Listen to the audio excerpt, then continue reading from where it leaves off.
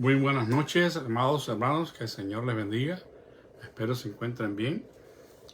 Pues teníamos el compromiso hoy del estudio bíblico. Disculpen el retraso, pero aquí estamos para compartir algún pensamiento de la palabra del Señor que pueda edificar nuestras vidas. Quiero llamar su atención a la carta del apóstol San Pablo a los Efesios, en el capítulo 3, versículos del 14 al 21. Dice así la palabra de Dios: Por esta causa doblo mis rodillas ante el Padre de nuestro Señor Jesucristo, de quien toma nombre toda familia en los cielos y en la tierra, para que os dé, conforme a las riquezas de su gloria, el ser fortalecidos con poder en el hombre interior por su espíritu, para que habite Cristo por la fe en vuestros corazones, a fin de que, arraigados y cimentados en amor, seáis plenamente capaces de comprender con todos los santos cuál sea la anchura, la longitud, la profundidad y la altura, y de conocer el amor de Cristo, que excede a todo conocimiento, para que seáis llenos de toda la plenitud de Dios. Y a aquel que es poderoso para hacer todas las cosas mucho más abundantemente de lo que pedimos o entendemos, según el poder que actúa en nosotros. A Él sea gloria en la Iglesia, en Cristo Jesús, por todas las edades, por los siglos de los siglos. Amén. Dios bendiga su santa palabra en esta noche y nos ayude para que por medio de ella y por la acción de su Espíritu seamos edificados. Vamos a orar. Padre, gracias te damos por esta nueva oportunidad de compartir tu palabra. Rogamos que a través de ella seamos bendecidos, seamos edificados, seamos motivados, Señor, para seguir adelante, creciendo en el conocimiento tuyo, permitiéndote a ti hacer de nosotros esa persona que tú quieres que seamos. Bendice a cada persona que escucha, a los que escucharán después, y bendice muy especialmente a nuestros hermanos de la Iglesia de Jesús Flores que estén atravesando por situaciones difíciles de salud, de economía, de cualquier naturaleza, porque tú eres nuestro Padre que vas con nosotros cada paso en nuestra vida. En el nombre de Jesús. Amén. Bueno, hablando de oración, esta porción bíblica que nosotros hemos leído es precisamente una oración del apóstol Pablo en favor de los creyentes en la ciudad de Éfeso. Y dicho sea de paso, es una oración intercesora, ¿verdad? Es la oración favorita de muchos, porque a muchos o a todos nos gusta que intercedan por nosotros, que alguien venga delante del trono de la gracia de Dios y eleve una oración, un ruego en favor nuestro por alguna situación en específico. Sin embargo, nosotros, los que hacemos la función de intercesores en un momento dado, orando por alguien, como en este caso el apóstol Pablo, por los Efesios, debemos hacerlo con conocimiento de causa. Debemos hacerlo con intención, con visión y propósito hacia aquellas personas por quienes intercedemos. No debemos pedir por pedir, sino pedir orientados y guiados por el poder del Espíritu Santo, teniendo en cuenta la necesidad verdadera de esta persona o de las personas por las cuales estemos intercediendo.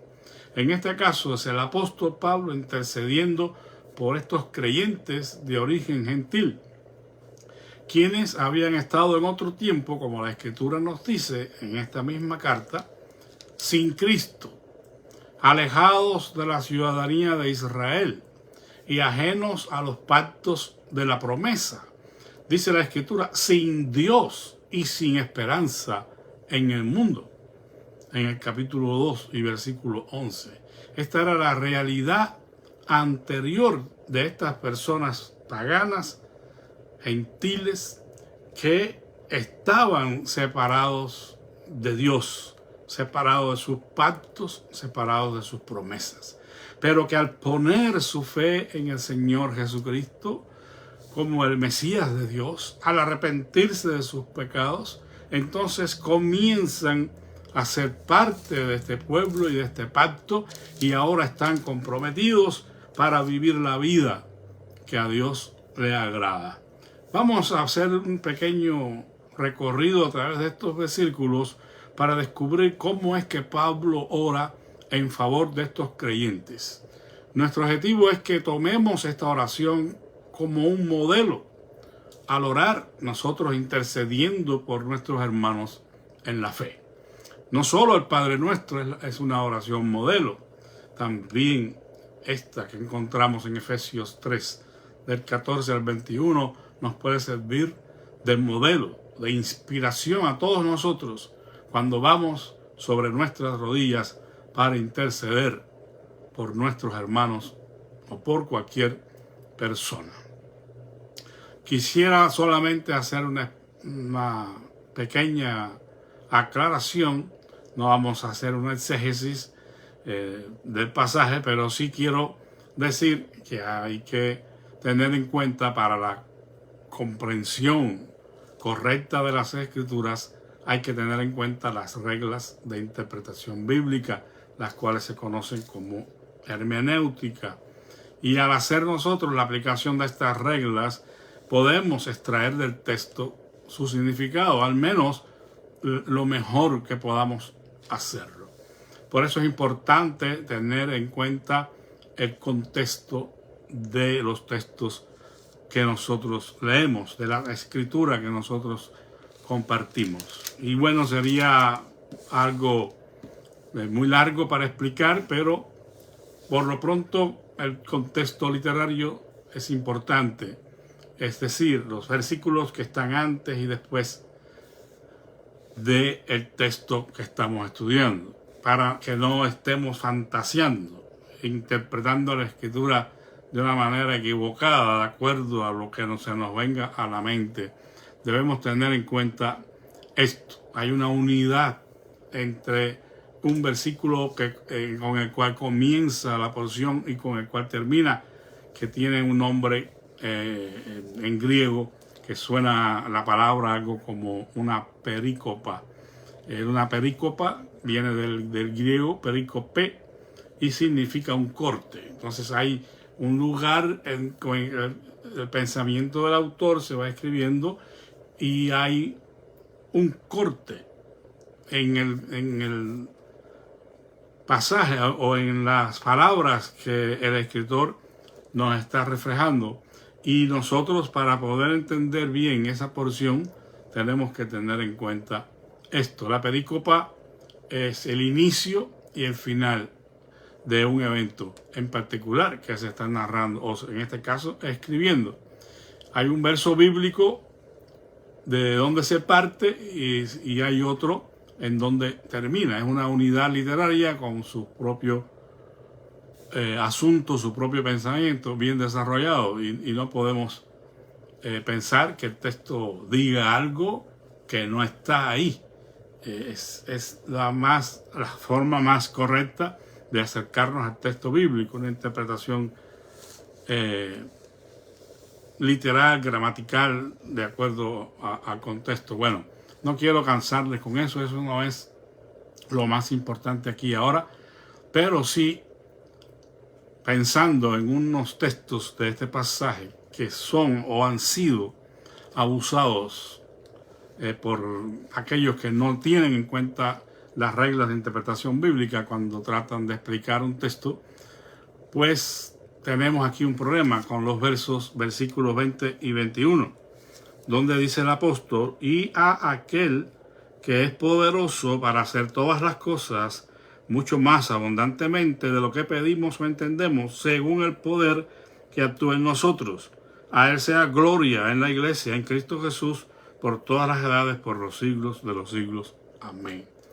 Aquí hay un texto que ha sido interpretado muy mal en diferentes ocasiones, haciéndonos creer estos expositores de que el poder que actúa en nosotros es el poder de la fe nuestra. Y eso es algo equivocado, porque el contexto del pasaje claramente habla de que se está hablando del poder de Dios que habita en nuestros corazones. Y ese poder es el que hace la diferencia. No es el poder de nuestra fe. No es que nosotros vamos a decir algo y lo vamos a lograr porque lo hemos dicho, ¿verdad? Hemos proclamado, hemos declarado. No se trata para nada de eso. Ese es el camino equivocado que han tomado algunos que no hacen exégesis correcta de las Escrituras. El poder que actúa en nosotros es el poder de Dios. Eso está claramente reflejado en el pasaje, y mucho adelante en el pasaje anterior, en los versículos anteriores, se habla de este poder, que es el poder de Dios en nuestros corazones.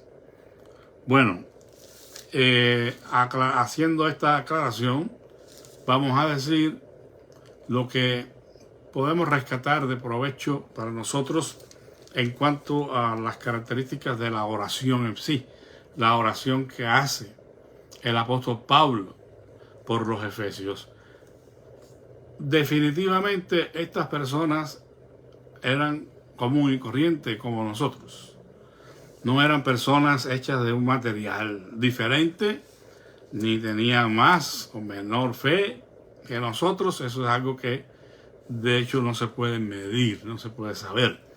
Pero lo que sí estamos conscientes es de que eran personas de carne y hueso como nosotros.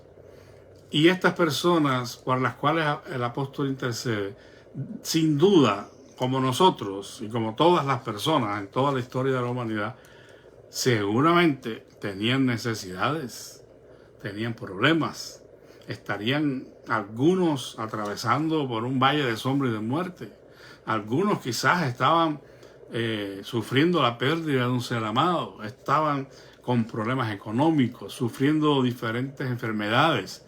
Y esas son cosas que nosotros tenemos que tener presente, porque cuando hacemos oración intercesora por la gente, estamos rogando a Dios para que Él intervenga en la vida de estas personas y les sane y les libere de esas situaciones que ellos están sufriendo. Eso no se discute y es algo bueno, es algo positivo. Pero el punto está en que cuando hacemos solamente énfasis, cuando hacemos solamente referencia a las necesidades físicas de las personas, a las necesidades materiales, y nos desenfocamos de la vida espiritual, entonces estamos cometiendo un gran error. Y estamos usando a Dios solamente para que Él sea el que nos ayude a salir de esos apuros. Pero no estamos interesados en la vida espiritual. Entonces hay un gran problema.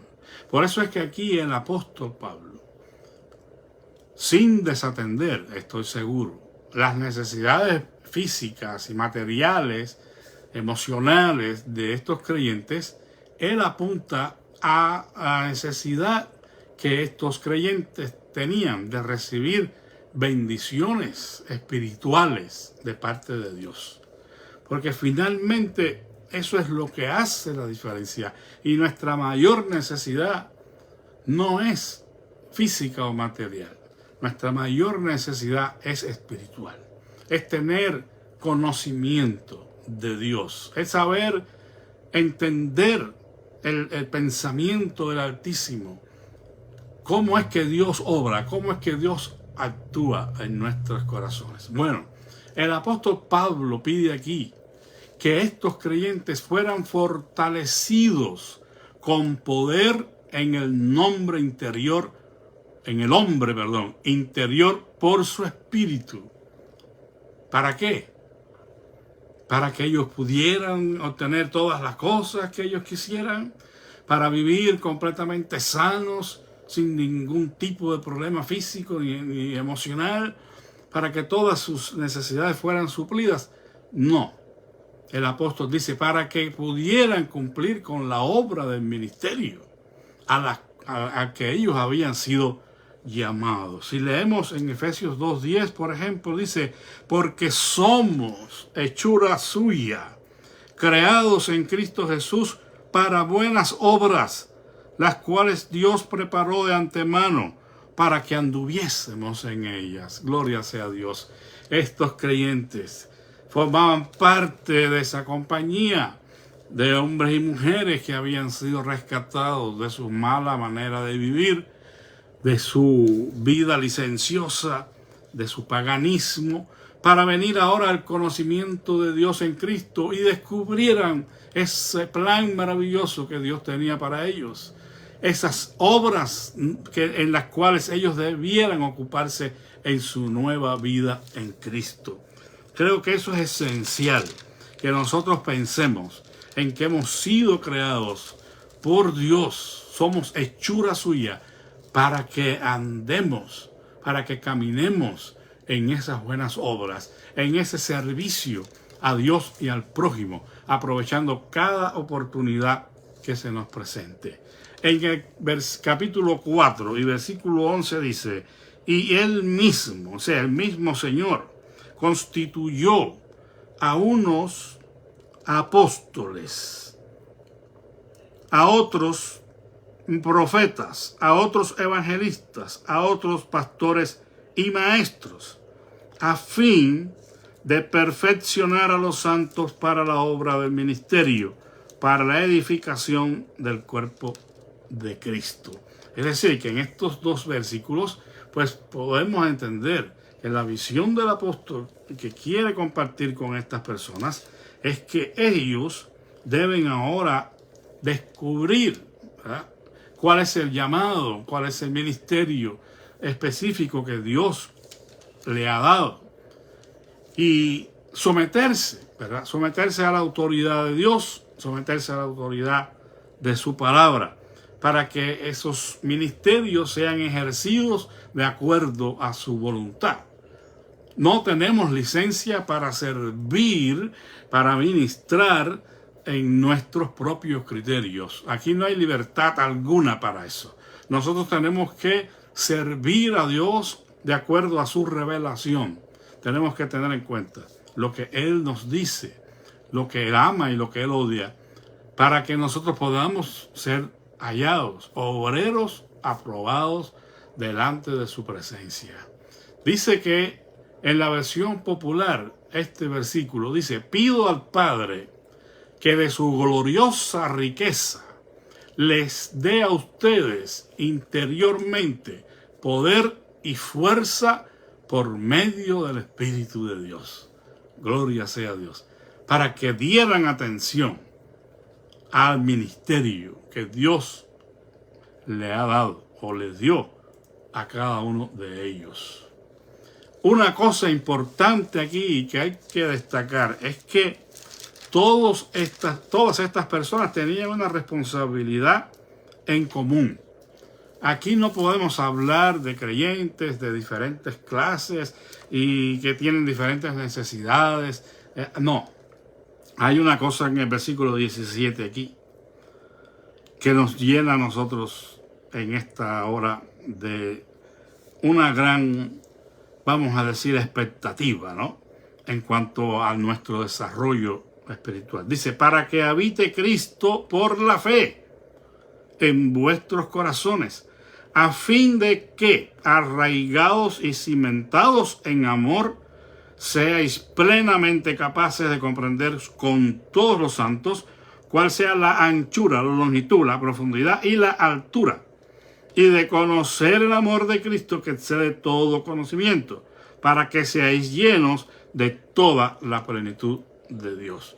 casi nada, ¿verdad?, que pide el apóstol por los efesios. Qué interesante. Bueno, en otras palabras, esto se resume muy brevemente, hermanos. Lo que quiere decir el apóstol Pablo aquí es que los efesios deberían dar atención al huésped divino que habitaba en sus corazones por la fe.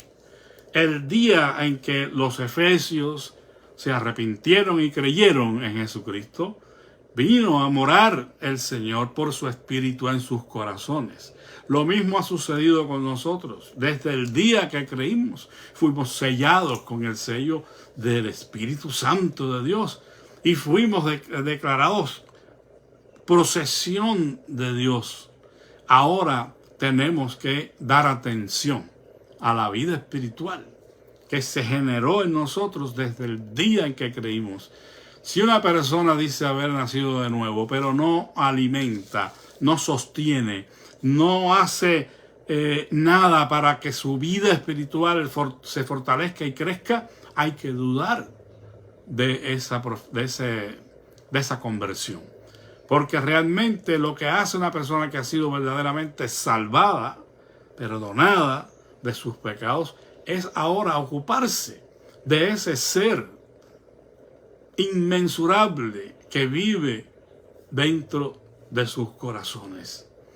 Que dan atención ahora no solamente a sus necesidades físicas, porque evidentemente tenemos necesidades físicas, materiales. Vivimos en un mundo con esas características y nosotros necesitamos suplir esas necesidades. Pero la persona que ha nacido de nuevo no olvida que tiene un huésped en su corazón, que es el mismo Señor Jesucristo, para que habite, dice el apóstol, Cristo por la fe en sus corazones. Es interesante el verbo que se utiliza aquí en el idioma griego que fue escrito en el Nuevo Testamento. Se oye algo así como katoikeo. Esta palabra, katoikeo, indica una residencia fija, permanente, y es el contrario de paraoikeo, la otra palabra griega que se utiliza para hacer referencia a una residencia de paso. De paso. Es como aquellas personas que se les otorga una residencia en un país extranjero, pero una residencia temporal.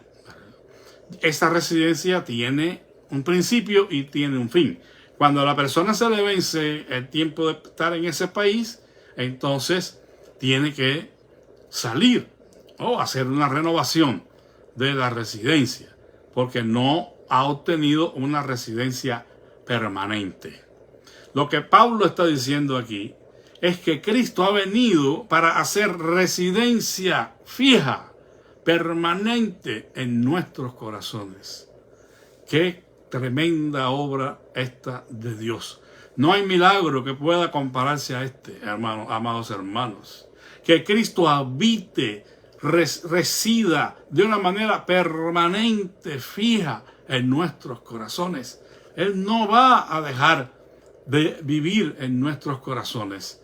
Nosotros tenemos que tener esta confianza, porque dice el apóstol aquí que es por la fe. Cristo debe habitar por la fe, no necesariamente porque veamos algo, no porque estemos viendo milagros y milagros a continuo en el término que la gente lo ve. No porque vamos a dejar de tener necesidades, no porque vamos a dejar de enfermarnos. No se trata de eso. Se trata de que por la fe, por la convicción que hemos adquirido en Cristo y en su palabra, sabemos que Él habita en nuestros corazones. Él no está de paso. No es algo que va a dejar de ser.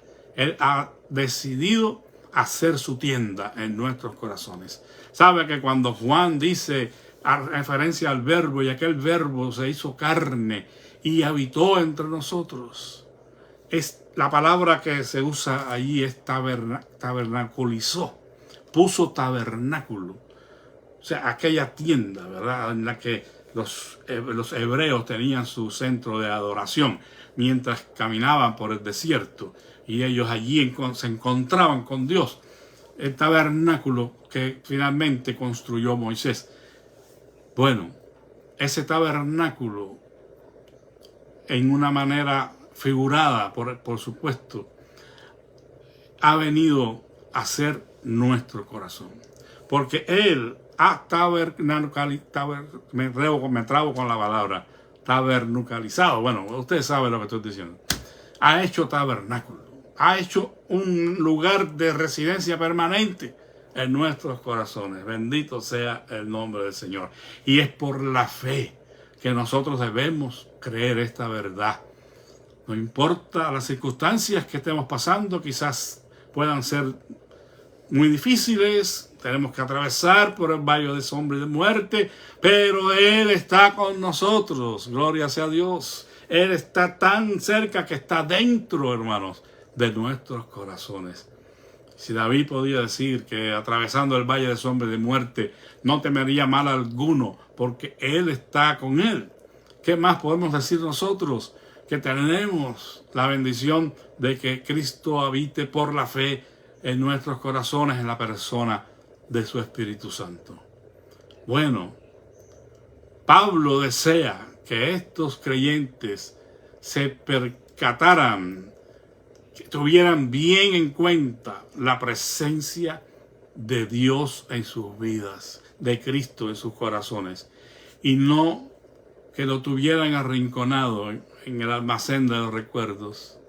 Si nosotros tenemos por la fe esta certeza de que Él vive en nuestros corazones, entonces no debiéramos tenerlo en el cuarto secreto allá arrinconado. Como tenemos a veces algunas cosas que ya no usamos, fueron útiles en un tiempo, pero ya o dejaron de funcionar o se nos cansamos de ellas, las metemos en el garaje, ¿verdad? O en el closet y no nos acordamos más. Hasta que un día haciendo limpieza lo encontramos. Ese no debe ser el caso. Cristo no debe ser, hermanos, alguien a quien nosotros acudamos solamente en tiempos de necesidad. No debe ser para nosotros el que va a ayudarnos en todo momento y estamos allí solamente en esos momentos nos conectamos con Él. No, Él debe ser el amado de nuestro corazón. Debemos crecer en Él, en el conocimiento de Él. Y eso es solamente a través de su palabra, a través de la oración que nosotros tengamos con Él. Por eso es que dice que el propósito de que Cristo habite por la fe en sus corazones es que ellos permanezcan arraigados y cimentados en amor. Las tormentas vienen. Las tormentas, como las conocemos en nuestro mundo, los huracanes vienen y destruyen. Pero si se da cuenta, hay árboles que permanecen. Aunque se pierdan las hojas y el fruto, pero el tronco permanece porque es un árbol que está bien sembrado. Está profundo en la tierra. Si nosotros echamos raíces espirituales y estamos siendo llenos de toda la plenitud de Dios, no hay huracán que nos mueva. No hay prueba que venga y nos haga cambiar de opinión.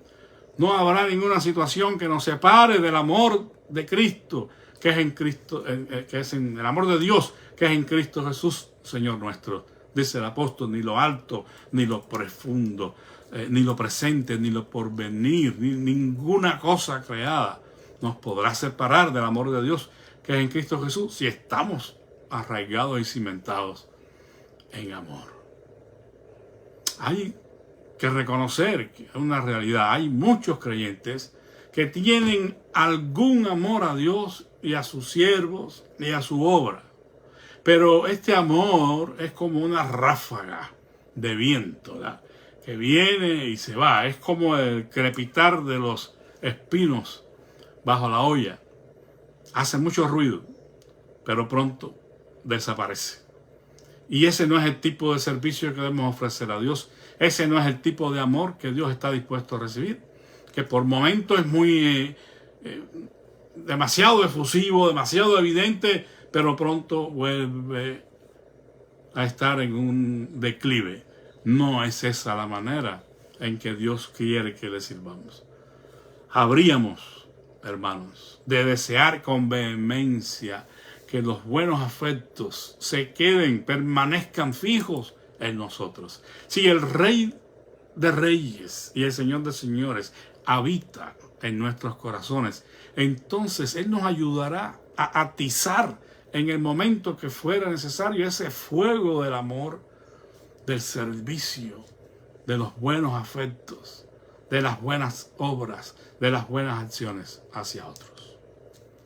Pero Él tiene que estar siendo el huésped único de nuestros corazones, de nuestras vidas. El Señor no está dispuesto a compartir con algo más ese lugar primario en nuestras vidas. Pablo desea que este arraigo y esta cimentación de la fe amorosa en el corazón de los efesios fuera el resultado de esa residencia fija y amorosa de Jesucristo en sus vidas.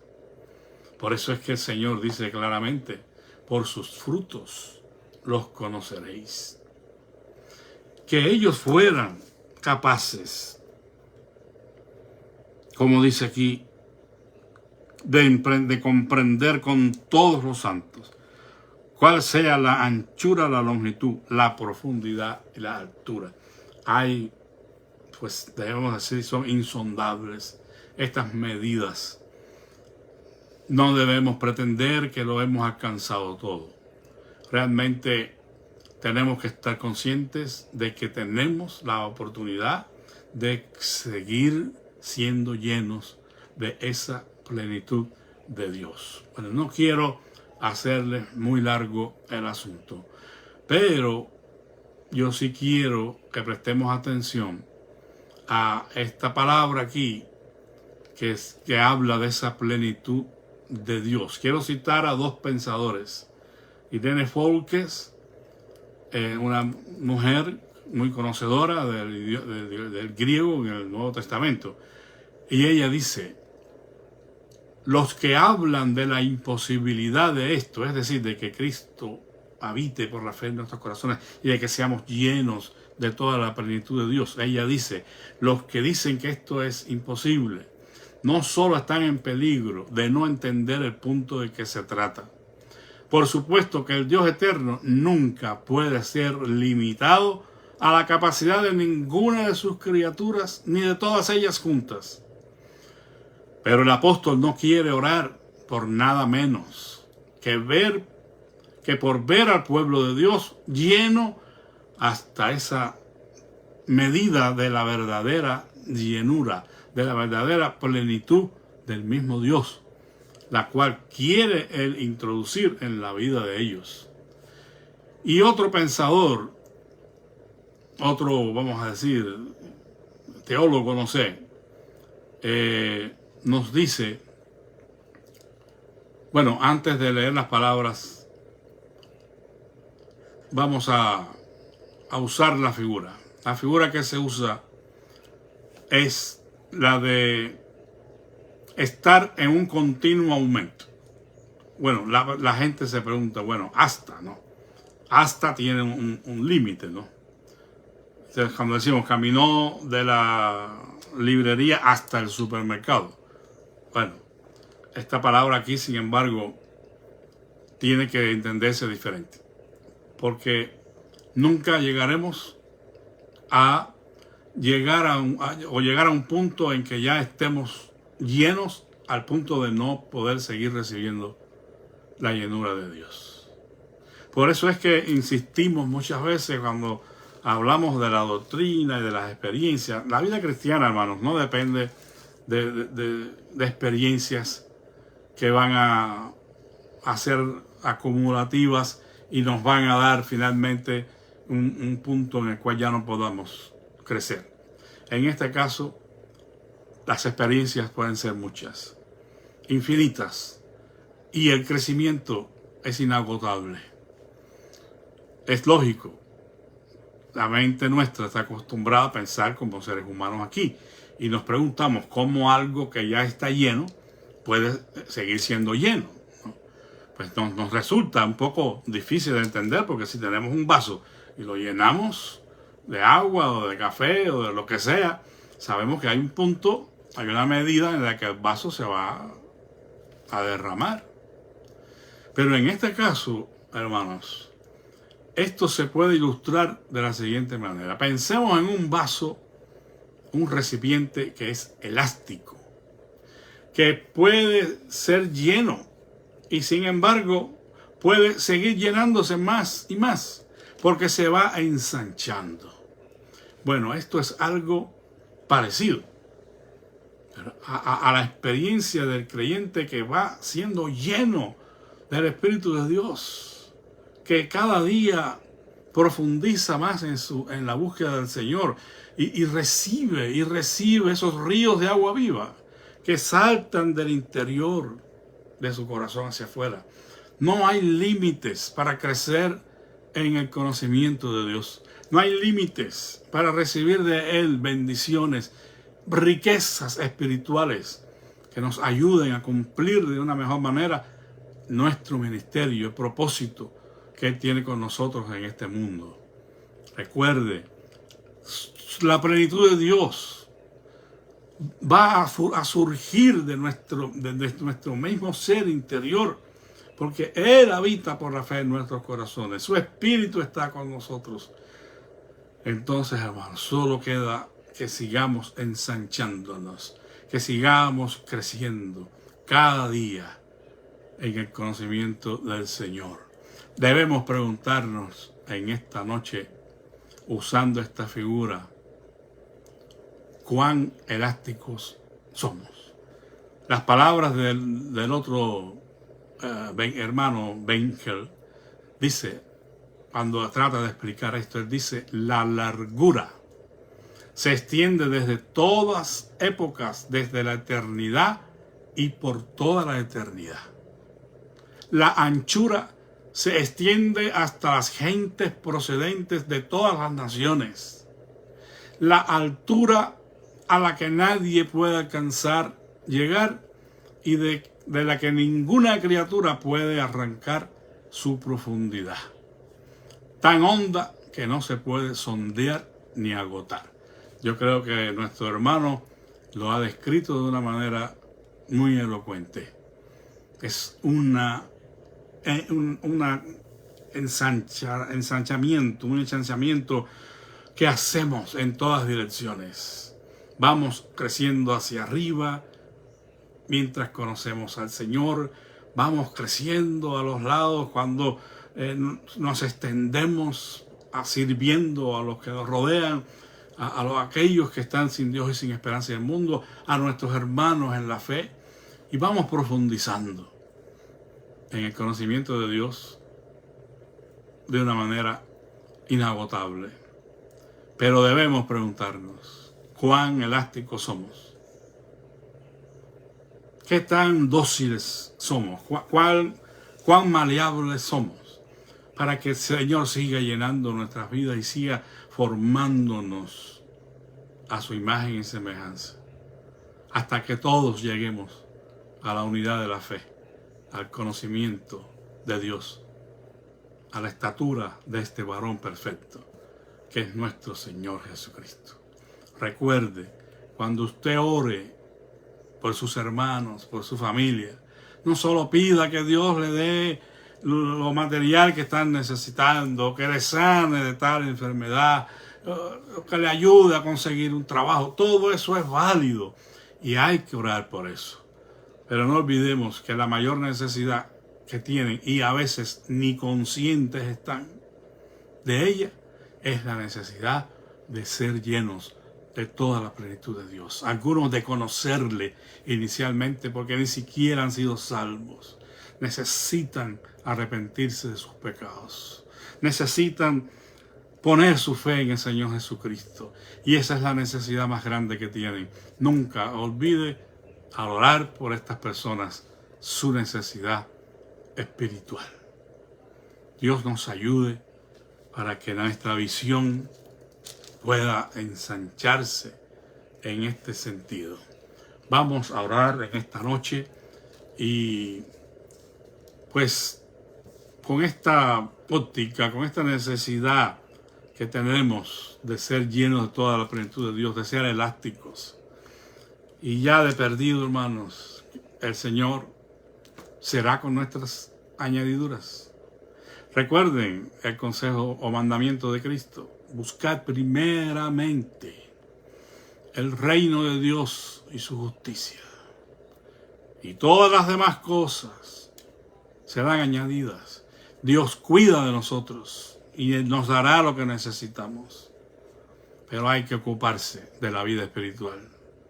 Tristemente la gente se ocupa de muchas cosas, pero lo menos que hace es ocuparse de su sana relación con Dios. Y todos estamos ahí.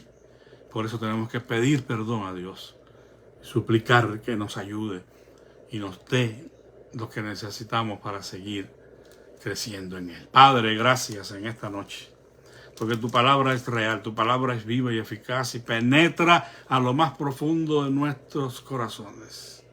Te rogamos, Señor, que esta palabra haya cabida en nosotros y que podamos ser maleables para que tú nos puedas transformar, elásticos para que sigas dándonos de ti y nunca digamos ya estoy lleno, no quiero más o no necesito más, sino que el hambre de ti sea cada día mayor, Padre. Ayúdanos, Padre Santo, para que en este tiempo tan especial de diciembre no nos desviemos hacia las cosas materiales, no nos dejemos llevar por el flujo de consumismo que tanto existe en estos tiempos. Ayúdanos, Señor, a ser parcos. Sí, podemos y debemos celebrar, Señor, el nacimiento de Jesucristo en este mundo y debemos también atender a nuestros seres amados, pero debemos ponerte a ti en ese primer lugar donde tú solamente puedes estar y darte, Señor, nuestros corazones. Como hacía María, Señor, que dice tu palabra, que mientras todos estaban alborotados y gritando, gloria a Dios en las alturas y todo esto, María estaba sentada en un rincón, meditando todas estas cosas, dice, guardándolas en su corazón.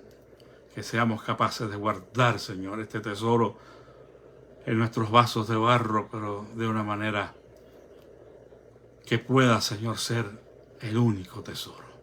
Te ruego en esta hora que atiendas a las necesidades físicas, Señor, materiales de nuestros hermanos, que no falte el pan en la mesa en estas Navidades en ninguna casa de tus hijos, Señor.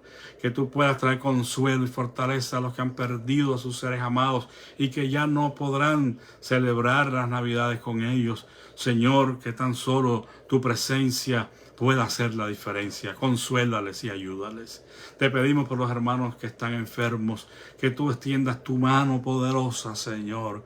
Ponemos en tus manos a nuestro hermano Antonio Ramón, Señor.